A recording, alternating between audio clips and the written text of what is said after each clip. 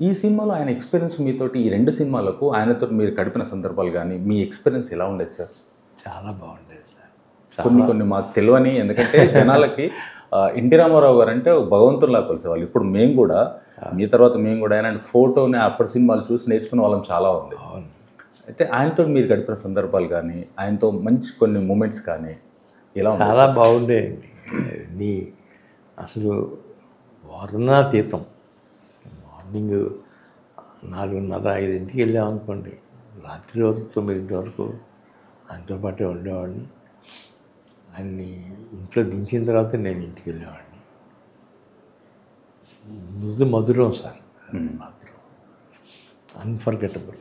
పొద్దున 4:30కి లేసి తలస్నానం కాదండి, ఆయన 3కే లేచేవారు. 3కి లేసేవాళ్ళు. అంటే రకరకాలుగా చెప్పారు. మీ నోటి నుంచి విందామని. పొద్దున్న నుంచి సాయంత్రం వరకు ఆయన దినచర్య ఎలా ఉండేది సార్ ఆయన? 3:30కి లేచేవారండి. ఆయన వ్యాయామం చేసేవారు, హ్మ్. స్నానం చేసి కిందకు వచ్చేవారు, మేకప్ వేసేసుకునేవారు. 5 కల్లా ఆయన మేకప్ అయిపోయేది. 6 కల్లా 5:30 వచ్చి హాల్లో కూర్చునేవారు ఆయన రూమ్లో. అక్కడి నుంచి స్క్రిప్ట్లు అవి చెప్తా మంచి వింతలు విశేషాలు ఏంటి, ఇప్పుడు చేసిన అవుట్డోర్ షూటింగ్స్ ఏంటి, ఏమిటి అవన్నీ చెప్పుకుంటూ ఉండేవారు. ఎవరిదో షూటింగ్ అయితే, మన షూటింగ్ అయితే మనతో పాటే,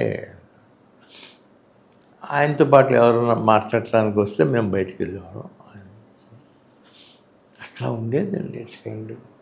ఎన్టీ రామారావు గారు పొద్దున్న లేవగానే బ్రేక్‌ఫాస్ట్ ఒక నాటుకోడితోటి చాలా మంచి భోజనము, బ్రహ్మాండంగా తీసుకున్న వాళ్ళు అని చెప్పేసి రకరకాలుగా చెప్తుంటారు సార్. ఇది ఎలా ఉండేది సార్ ఆయనతోటి? లేదండి, ఒక నాటుకోడి ప్రొద్దున్నే. అదొకటే తెప్పించుకున్నారు. అదొకటే తినేసి కప్పు టీ తాగేవారు, అంతే. వచ్చేసేవారు, మాతో పాటు ఉండేవారు. మేము షూటింగ్కి వెళ్ళాము, ఆయన షూటింగ్కి వచ్చేవారు.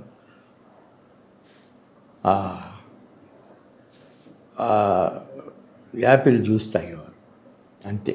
గోల్డ్ కాయిన్ యాపిల్ జ్యూస్ తాగేవారు, ఇంకంతే. మధ్యాహ్నం లంచ్ అంటే ఏమీ లేదు.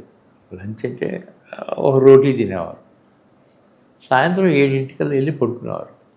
7 గంటల వరకు. ఓకే. పడుకునేవారు. మళ్ళీ పొద్దున్నే లేచి మళ్ళా ఎప్పుడన్నా సాయంత్రం పూట నేనే అలవాటు చేశాను. సరదాగా జీడిపప్పు పకోడీ అవన్నీ పెట్టేవాడిని, తినేవారు. శుభ్రంగా మిగతా ఉంటే పట్టుకెళ్ళేవారు, అంతే. చాలా డిసిప్లిన్. మందు తాగేవాళ్ళ సార్ ఆయన? చి అసలు దాని దగ్గరికి వచ్చేవాళ్ళు కాదు. Never touched anything. సెట్‌లో ఉన్నప్పుడు, షూట్‌లో ఉన్నప్పుడు భోజనం ఇంటి నుంచి వచ్చేదా లేకుంటే హోటల్ నుంచి వచ్చేదా సార్? అవన్నీ ఇంటి సెట్లో ఉన్నప్పుడు అసలు ఇంకే భోజనం ఏముంది, తెల్లారగట్ట ఆయన తినేసి వచ్చేసేవారు, అంతే. ఆయన టీ తాగేవారు మాతో పాటు, అంతే. అంతకంటే ఏం ఉండేది కాదు. సాయంత్రం పూట టిఫిన్ అంటే 4:30, 5ంటికి నేను టిఫిన్ ఏర్పాటు చేసేవాడిని. అప్పుడు స్వీట్లు గీట్లు అంతా హడావిడిగా చేస్తే నవ్వుకుంటూ తినేవారు. స్వీట్లు బాగా తినేవాళ్ళ సార్ ఆయన? జీడిపప్పు పకోడీ అది చేసేవారు, బాగా చేశారు. సార్ మీరు ఎన్టీ రామారావు గారితో ఆల్మోస్ట్ ఒక 5 to 7 ఇయర్స్ ట్రావెల్ చేశారా? 10 ఇయర్స్ ట్రావెల్ చేశారు సార్? 6-7 ఇయర్స్. 6-7 ఇయర్స్ ట్రావెల్ చేశారు. ఇప్పుడు 2 సినిమాలు చేశారు, 6-7 ఇయర్స్ ట్రావెల్ చేశారు. ఆయనతోటి ఎప్పుడన్నా మీరు సహాయం పొందడం కానీ లేకుంటే సహాయం అడగడం కానీ ఏమైనా జరిగిందా సార్? ఎప్పుడు అంత అవసరం రాలేదు సార్ నాకు. నేను మళ్ళా కాల్ షీట్లు అండి, ఒక 2 ఏళ్ళు ఆగుతాను నేను, లోపల నాకు కథ రెడీ చేసుకొని వస్తాను. బట్ ఎవ్రీడే కలుస్తూ ఉండేవాడిని. ఏంటి దత్తు, ఏం జరుగుతుంది, ఏంటి కథ, ఎవరు అంటే ఈసారి బాలమురుగన్ పెట్టానండి, బాగా చేస్తానండి. అలాగే బాలమురుగన్ గారు కథ విన్నారు, చాలా డ్యామ్ ఇంప్రెస్డ్ ఆయన.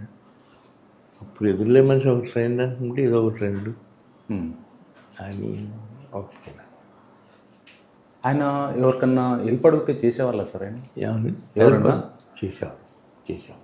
అంటే కొన్ని సందర్భాల్లో, అంటే ఇది రూమర్సా అని తెలియదు.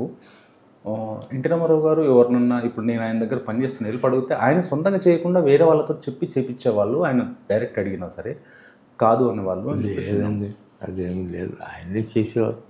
ఆయన చేసేవాళ్ళు. ఎర్లీ మార్నింగ్ పిలిచి ఆయన రమ్మని ఆయన పిలిచి చేసేవారు. సార్ ఇప్పుడు రామారావు గారికి భారతరత్న ఇప్పటిదాకా రాలే, ఆయనకి ఎప్పుడో రావాల్సింది. దానిపైన కూడా మీరు చాలా సందర్భాల్లో మాట్లాడడం జరిగింది. మన వాళ్ళు కూడా తెలుగు వాళ్ళు అందరూ ఆయనకి ఇప్పటిదాకా ఎందుకు వేయలేదు అని చెప్పేసి రకరకాల మాట్లాడుతున్నారు. ఇప్పటిదాకా రాకపోవడానికి కారణం ఏమంటారు సార్ భారతరత్న? ఏంటో మరి తెలియదు. ఇప్పటికప్పుడు ఈ సంవత్సరం వస్తుందేమో, ఈ సంవత్సరం వస్తుందేమో అనుకుంటాం. మరి అక్కడ అధిష్టానం అనేవాళ్ళు ఎవరో మరి అక్కడ మోడీ గారు ఉన్నారు. మరి ఆయనైనా ఆలోచించి ఈ పార్టీకి ఇవ్వాల్సింది. ఎందుకు ఇవ్వట్లేదో మరి కారణం తెలియదు. వాళ్ళకే తెలియాలి. సార్ ఇప్పుడు ఇక్కడ పార్టీని టీడీపీ పార్టీని నడిపిస్తున్న చంద్రబాబు నాయుడు గారు, ఫ్యామిలీ మన బాలకృష్ణ గారు ఉన్నారు. అటు పైన చూసుకున్నట్టయితే పురంధేశ్వరి గారు ఉన్నారు. వీళ్ళందరూ ఉన్నారు. అందరూ పైనుంచి సెంట్రల్ నుంచి వెళ్ళి స్టేట్ వరకు వీళ్ళందరూ ఉన్నారు. కానీ ఇప్పటిదాకా ఎందుకు రప్పియలేకపోతున్నారు? ఆయన పైన 100 రూపీస్ కాయిన్ అయితే వచ్చింది. కానీ ఈ భారతరత్న ఎందుకు తీసుకురాలేకపోతున్నారు? అంటే వాళ్ళ గవర్నమెంటే ఒక్కొక్కటి రిలీజ్ చేస్తున్నారు కదా.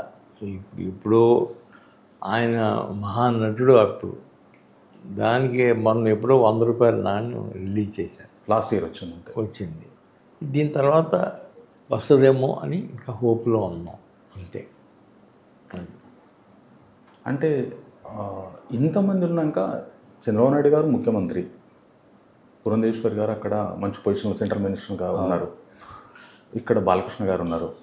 వీళ్ళందరూ ఉన్నాక అసలు ప్రెజర్ పెట్టైనా లేకుంటే మన వాళ్ళకి అప్పీల్ చేసినా సరే గట్టి ప్రయత్నం చేస్తే వచ్చే అవకాశం ఉంది కదా. ఎందుకు నెగ్లెక్ట్ చేసే అవకాశం ఎక్కువ ఉందంటారా వీళ్ళేమన్నా? లేదండి, అది అవార్డ్స్ ఇవ్వటం అనేది అక్కడ కమిటీ గవర్నమెంటు దానికి వీళ్ళు కూడా బలవంతం చేయలేరు కదా. వస్తే బాగుంటుంది, ఈ సంవత్సరం రావాలి, ఈ సంవత్సరం రావాలి, ఈ సంవత్సరం రావాలి అని గత 20 ఏళ్ళ నుంచి 15 ఏళ్ళ నుంచి చెప్తున్నారు. ఇదిగో అదిగో అంటున్నారు తప్ప పని జరగట్లేదు. ఐ థింక్ ఈ సంవత్సరం నెక్స్ట్ ఇయర్ వస్తుందని గ్యారంటీ. ఈ సంవత్సరం నెక్స్ట్ ఇయర్ వచ్చే అవకాశం ఉందండి. సరే, ఇప్పుడు వచ్చే అవకాశం ఉంది. కాకపోతే ఇప్పుడు అది వచ్చిన తర్వాత వారసులుగా ఎవరు తీసుకుంటే బాగుంటుంది, ఎవరు తీసుకునే అవకాశం ఉంది సార్? భారతరత్న వచ్చింది అనుకోండి, మామూలుగా అయితే భార్య తీసుకుంటుంది, పిల్లలు తీసుకుంటారు. ఇప్పుడు ఆయన సెకండ్ మ్యారేజ్ చేసుకున్న పార్వతి గారు ఉన్నారు. అది మ్యారేజే కాదండి. మ్యారేజే కాదంటారు. ఆవిడ భార్య ఏంటండి? ఎన్టీ రామారావుకి ఆవిడ భార్య ఏంటి? లక్ష్మీ పార్వతి గారు కాదు. ఓకే, కాదు. తీసుకున్నాడు, బాలకృష్ణ తీసుకుంటాడు అంతే కదా. ఆయన అభిమాన హీరో అంటే అభిమాన కొడుకు ఆయనే కదా. ఆయన తీసుకుంటాడు, బాలకృష్ణ గారు తీసుకుంటాడు.